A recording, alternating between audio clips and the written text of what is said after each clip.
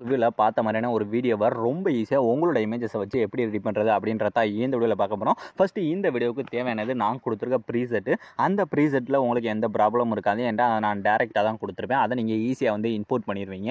அதுக்கடுத்து இதில் நான் யூஸ் பண்ணியிருக்க ஃபாண்டு, அந்த ஃபாண்டோட லிங்க்னு கீழே நான் டிஸ்கிரிப்ஷனில் கொடுத்துருக்கேன். அதை எப்படி சேஞ்ச் பண்ணுறேன்னு அந்த வீடியோவில் சொல்லிகிட்டே வரேன். ஸோ வீடியோ மட்டும் ஸ்கிப் பண்ணாமல் ஃபுல்லாக வாட்ச் பண்ணுங்கள். இப்போ ஃபஸ்ட்டு அந்த ப்ரீசெட்டை இந்த ப்ராஜெக்ட்ன்றல போனீங்கன்னா அந்த ப்ரீசெட் இருக்கும். அதை ஃபஸ்ட்டு ஓப்பன் பண்ணிங்கன்னா அதில் கரெக்டாக பார்த்தீங்கன்னா ஃபஸ்ட் எடுத்துகிட்டு உங்களுக்கு இந்த மாதிரி ஃபாண்டெல்லாம் மிஸ்ஸிங் அப்படின்னா வரும். இதில் ஃபஸ்ட்டு என்ன பண்ணேன்னா ஃபஸ்ட்டு இருக்க ஏதாவது ஒரு டெக்ஸ்ட்டை டச் பண்ணிட்டு இந்த கீழே இருக்க எடிட் டெக்ஸ்ட் போயிட்டு மேலே பார்த்தீங்கன்னா இந்த ஃபாண்ட் பக்கத்தில் இருக்க ஆரோ மார்க்கை டச் பண்ணி இந்த கீழே பார்த்தீங்கன்னா வியூ ஆல் ஃபாண்டுன்னு இருக்கும், அதை ஜஸ்ட் டச் பண்ணிவிட்டு இதில் இந்த சைடில் இருக்க 3 டாட்டை டச் பண்ணுறீங்க. இந்த கீழே இருக்க இன்புட் ஃபாண்ட் அப்படின்ற டச் பண்ணாலே போதும், ஆட்டோமேட்டிக்காக உங்களுக்கு உங்களோட ஃபைல் மேனேஜர் ஓப்பன் ஆயிடும். இதில் நான் கொடுத்துருக்க ஃபாண்டை நீங்கள் எந்த ஃபோல்டரில் உங்களுக்கு மேக்ஸிமம் டவுன்லோடுன்ற ஃபோல்டர் தான் இருக்கும், அந்த ஃபோல்டரை ஓப்பன் பண்ணி அந்த ஃபாண்டு மேலே லாங் ப்ரெஸ் பண்ணி இந்த மேலே செலக்ட் அப்படின்ற கொடுத்தாலே போதும், ஆட்டோமேட்டிக்காக அந்த ஃபாண்ட் வந்து ஆட் ஆயிடும். இப்போ அந்த ஃபாண்டு மேலே ஒன் டைம் டச் பண்ணாலே போதும், ஈஸியாக வந்து சேஞ்ச் ஆயிடும். இப்போ ஃபஸ்ட்டில் சேஞ்ச் பண்ண மாதிரி அப்படியே கொஞ்சம் கொஞ்சமாக மூவ் பண்ணி இருக்க எல்லாத்துலேயுமே சேஞ்ச் பண்ணிக்கோங்க. இப்போ நீங்கள் இந்த ஃபாண்ட் எல்லாமே சேஞ்ச் பண்ணி முடிச்சதுக்கப்புறம் அதுக்கடுத்து உங்களுக்கு இந்த மாதிரி பார்த்தீங்கன்னா ஃபஸ்ட்டு ஒரு ஆரஞ்சு கலர் பேக்ரவுண்டு, அதுக்கடுத்து இந்த மாதிரி க்ரீன் கலர், மறுபடியும் ஆரஞ்சு கலர் பேக்ரவுண்ட் கொடுத்துருப்பேன்.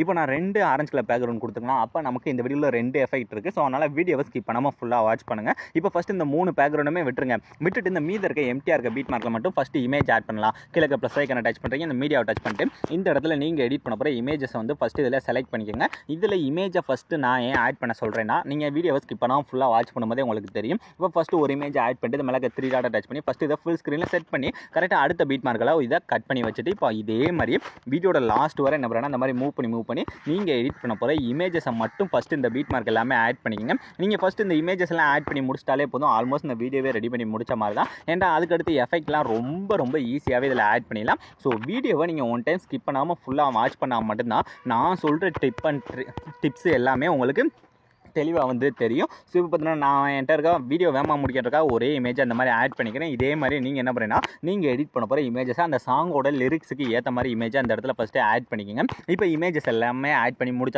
முடிச்சதுக்கப்புறம் இதில் ஒரு சில இமேஜஸை மட்டும் நம்ம சேவ் பண்ணி அதை பேக்ரவுண்டை ரிமூவ் பண்ணணும். அதை எப்படி பண்ணுறதுனா, இப்போ எக்ஸாம்பிளுக்கு இந்த ஸ்டார்டிங் வந்தோன்னா இந்த ஃபஸ்ட்டு எடுத்தோன்னே பார்த்தீங்கன்னா இந்த இடத்துல நமக்கு ஒரு ஆரஞ்சு கலர் பேக்ரவுண்ட் இருக்கா, அந்த பேக்ரவுண்டில் ஃபஸ்ட்டு இமேஜ் ஆட் பண்ணுங்கள். ஸோ இந்த கீழே இருக்க கலர் அண்ட் ஃபில்லை டச் பண்ணுறீங்க, இந்த டெக்ஸ்ட்டை டச் பண்ணால் உங்களோட ஃபைல் மேனேஜர் ஓப்பன் ஆகுது.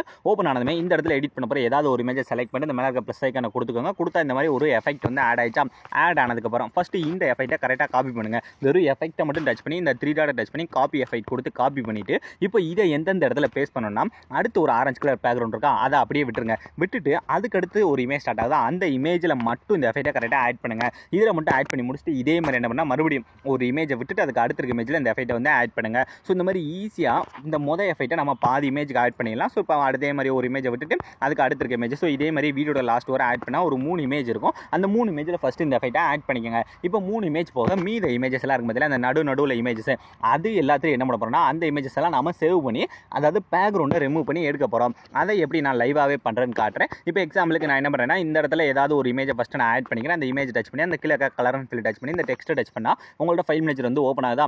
ஓப்பன் ஆனதுமே இந்த இடத்துல ஏதாவது ஒரு இமேஜ் செலக்ட் பண்ணி இந்த மேலே இருக்க ப்ளஸ் ஐக்கானை ஃபஸ்ட்டு கொடுத்துக்கோங்க.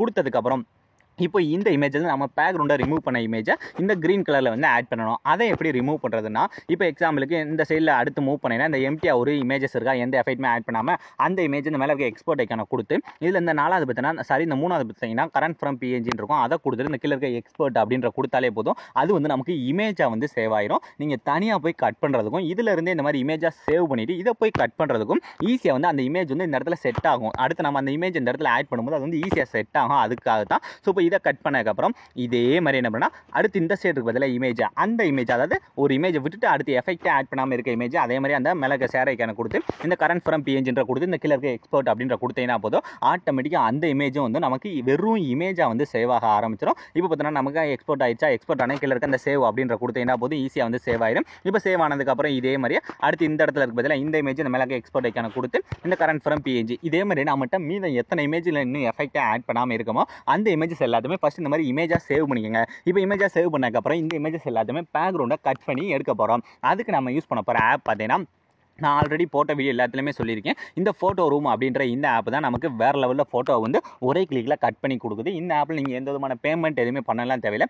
அன்லிமிட்டடாக எவ்வளோ ஃபோட்டோ வேண்டாம் அதில் கட் பண்ணிக்கலாம். இப்போ ஃபஸ்ட்டு ஆப் ஓப்பன் பண்ணிட்டு இந்த கீழே இருக்க ஸ்டார்ட் ஃப்ரம் ஃபோட்டோ அப்படின்ற டச் பண்ணிவிட்டு இப்போ நம்ம சேவ் பண்ண இமேஜஸ்லாம் இருக்கா, இதில் ஒரு இமேஜை ஃபஸ்ட்டு செலக்ட் பண்ணுங்கள். ஜஸ்ட் நீங்கள் இமேஜை மட்டும் செலக்ட் பண்ணாலே போதும், அதுவே இந்த மாதிரி ஸ்கேன் ஆகி அதுவே வேறு லெவலில் கட் பண்ணி கொடுத்துருச்சா. கொடுத்ததுக்கப்புறம் இப்போ கீழே பார்த்தீங்கன்னா இந்த 3வது டிரான்ஸ்பரண்ட்னு ஒரு பேக்ரவுண்ட் இருக்கும். ஜஸ்ட் அதை செலக்ட் பண்ணுங்கள்.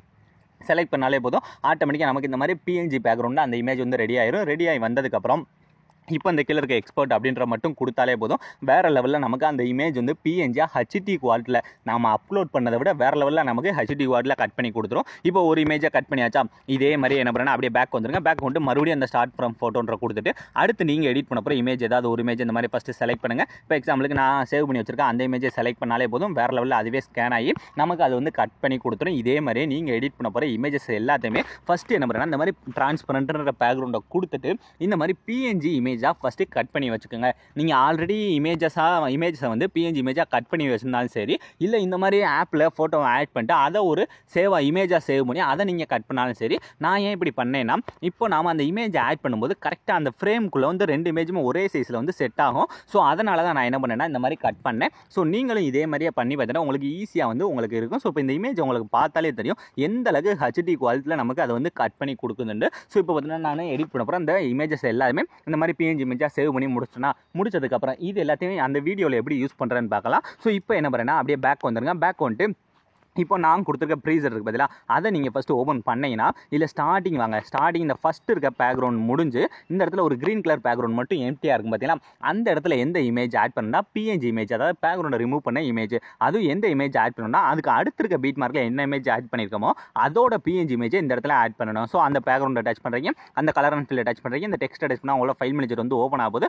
ஓப்பன் ஆனதுமே இப்போ நம்ம கட் பண்ணி வச்சிருக்கோம் பார்த்தீங்களா, அதுக்கு அடுத்து இருக்க இமேஜ் வந்து என்னோட இமேஜ், இந்த இமேஜ் தான். ஸோ இந்த இமேஜ் தான் என்னோட இமேஜ். இதில் இருந்து பேக்ரவுண்டை ரிமூவ் பண்ணி இந்த கட் பண்ண இமேஜ் இந்த மேலே ப்ளஸ் ஐக்கானை கொடுத்து ஆட் பண்ணால் மட்டுமே போதும். கரெக்டாக பார்த்தீங்கன்னா அது வந்து முடிஞ்சு நம்மளோட இமேஜ் இந்த மாதிரி ஓப்பன் ஆகிற மாதிரி வேறு லெவலில் ஒரு எஃபெக்ட் வந்து கிடச்சிடும். இப்போ கிடைச்சதுக்கப்புறம் அடுத்தடுத்ததெல்லாம் எப்படி ஆட் பண்ணுறதுனா, இப்போ இந்த அடுத்து இருக்க பீட் மார்க்கை விட்டுட்டு அதுக்கு அடுத்துருக்கு பார்த்தீங்கன்னா அந்த ஆல்ரெடி நம்ம மொதல் எஃபெக்ட் ஆட் பண்ண அந்த பீட் மார்க்கு அந்த இடத்துல கரெக்டாக எந்த இடத்துல ஆட் பண்ண போகிறேன்னா இந்த மாதிரி ஒரு எஃபெக்ட் ஒன்று வருது, அந்த பிளரான எஃபெக்ட் அந்த இடத்துல வச்சுட்டு இப்போ இந்த கீழே ப்ளஸ் ஐக்கானை டச் பண்ணி இந்த மீடியாவை டச் பண்ணிட்டு இதுக்கு அடுத்து என்ன இமேஜ் இருக்கோ, ஸோ இந்த சைடு பார்த்தீங்கன்னா நமக்கு என்ன இமேஜ் இருக்கோ, ஸோ இதோட பிஎன்ஜி அந்த இடத்துல ஆட் பண்ணணும். கரெக்டாக அந்த பிளர் ஆகும் பார்த்தீங்கன்னா அந்த இடத்துக்கு வாங்க. அந்த இடத்துல வந்துட்டு இப்போ இந்த கீழே ப்ளஸ் ஐக்கானை டச் பண்ணி மீடியாவை டச் பண்ணிட்டு இப்போ அதுக்கு அடுத்து நமக்கு இந்த இமேஜ் தான் இருக்குது. ஸோ அதை செலக்ட் பண்ணிட்டு இதை நீங்கள் வந்து அந்த பீட் மார்க்கோட கட் பண்ணணும் அப்படிலாம் தேவையில்லை. சும்மா அந்த இமேஜை பிஎன்ஜி மட்டும் ஆட் பண்ணிட்டு அப்படியே லாங் ப்ரெஸ் பண்ணி அந்த இமேஜுக்கு கீழே கொண்டு வந்துருங்க. அடுத்த இமேஜுக்கு கீழே இந்த மாதிரி இருக்கிற மாதிரி மட்டும் பார்த்துக்கோங்க. வச்சதுக்கப்புறம் இதே மாதிரி அடுத்து இருக்க இந்த இமேஜுக்கு அடுத்து என்ன எஃபெக்ட் இருக்கோ, என்ன இமேஜ் இருக்கோ, ஸோ அதுவும் கரெக்டாக இந்த பிளர் ஆகிற இடத்துல வச்சுட்டு